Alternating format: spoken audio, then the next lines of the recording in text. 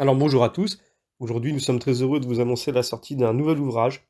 Il s'agit du titre Les Pères apostoliques et leur époque de Monseigneur Charles-Émile Frépel. Donc c'est un auteur que vous connaissez puisque nous avons déjà effectué des rééditions de cet auteur, souvent sur ces sujets-là, un peu les débuts de l'ère chrétienne, les pères de l'Église, les premiers chrétiens. Et ici, donc ce prêtre, connu d'ailleurs à Paris, puisque ses leçons d'éloquence sacrée ont été données à la Sorbonne, notamment de 1857 à 1858 pour celle-ci, pour cette réédition. Et ici, l'auteur, quand il préface son ouvrage, explique que, dans un premier temps, il considère que la meilleure apologie chrétienne possible, ce sont les écrits des premiers pères, puisqu'ils ont été confrontés à une certaine opposition, à une forme de violence assez rare dans l'histoire du christianisme, et pourtant, ils ont, grâce à la foi, parce que Dieu donne la grâce du courage dans ces situations, de pouvoir non seulement garder la foi, mais de pouvoir répondre de manière logique, de manière structurée, les éléments qui permettent de défendre la foi chrétienne. Et donc ici, c'est un des premiers moteurs qui pousse ce prêtre à mettre en avant ses leçons, à mettre en avant plutôt cette période par l'intermédiaire de ses leçons. Et la deuxième raison, c'est que il ne comprend pas pourquoi en France, ce sujet n'est pas traité de cette manière à cette époque-là. Et donc c'est un peu aussi le constat qu'on peut faire aujourd'hui, se dire que en France, beaucoup de catholiques, connaissent peu finalement les pères de l'Église. Alors c'est très intéressant parce que cet ouvrage, il part vraiment du début, il nous parle déjà des apocryphes, il nous parle également des premières lettres, des premières épîtres. On retrouve notamment saint Barnabé, on retrouve celle également de saint Clément aux Corinthiens. Et donc il va commenter, il va expliquer. Il va mettre en avant le caractère de l'éloquence chrétienne dans la première période de son développement. Il va également nous parler de l'influence morale, de l'enseignement de l'Église primitive sur différents sujets, notamment la virginité, le célibat religieux, etc.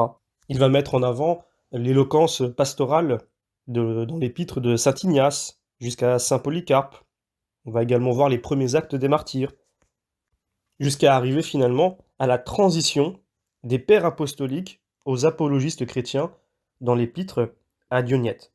Donc ici, c'est un ouvrage, je dirais, qui complète assez bien les ouvrages précédents que nous avons fait de ce prêtre valeureux et assez érudit, puisqu'on retrouve vraiment un condensé extraordinaire dans cet ouvrage, qu'on imagine rien qu'en le lisant, tout le travail qu'il a fallu faire en amont pour constituer ses écrits, et donc par conséquent, forcément, dans cet ouvrage qui fait quand même un peu moins de 500 pages, avec un format idéal pour la lecture, je ne peux que vous encourager à pouvoir vous le procurer et à en parler autour de vous, puisque je pense que vraiment, on a besoin de ces exemples, au-delà des écrits, même du côté intellectuel, puisqu'on peut s'intéresser aussi, et c'est peut-être trop souvent le cas, au caractère intellectuel ou intelligible des premiers écrits chrétiens.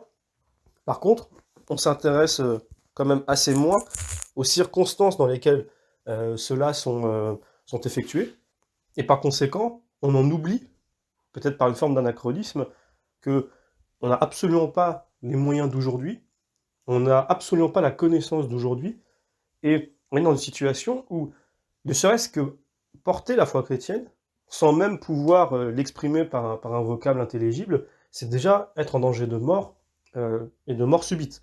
On ne parle pas de mettre quelqu'un au banc de la société, ou d'en faire un paria un peu mis de côté, mais qui continue finalement sa vie, mais un peu reclus.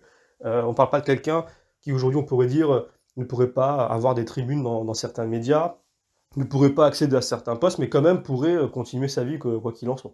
Là, on parle vraiment d'une époque où le simple fait de se dire chrétien et de ne pas abjurer, c'est la mort. Donc là, on est vraiment dans la quintessence de ce qu'est le christianisme, à savoir vraiment la vie dans la faiblesse, dans le danger, et cette vie sublime, cette vie extraordinaire que Dieu donne par la grâce. Et donc on voit vraiment cette retranscription et ces explications dans cet ouvrage, donc ce travail formidable qu'a pu faire Monseigneur Frépel. Donc, je peux qu'en vous encourager à vous le procurer. Je vous remercie comme toujours pour vos encouragements, et vous donne rendez-vous pour la prochaine vidéo.